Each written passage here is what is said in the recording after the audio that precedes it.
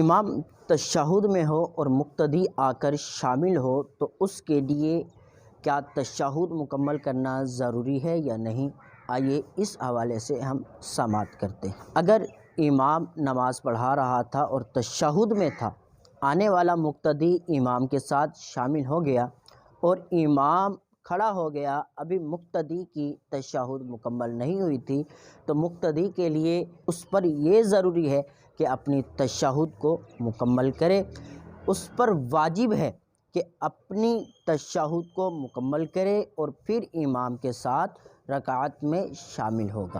اسی طرح امام کا آخری قاعدہ تھا، مقتدی آیا، تشہد میں بیٹھا اور امام نے سلام پھیر دیا اور مقتدی کی ابھی تشہد پوری نہیں ہوئی تھی، تو بھی مقتدی کھڑا ہو کر اپنی نماز کو آگے نہیں بڑھا سکتا، بلکہ اس کے لیے یہ حکم ہے کہ پہلے وہ اپنی نماز کی تشہد جو ہے مکمل کرے گا اور پھر اپنی نماز کو آگے بڑھائے گا۔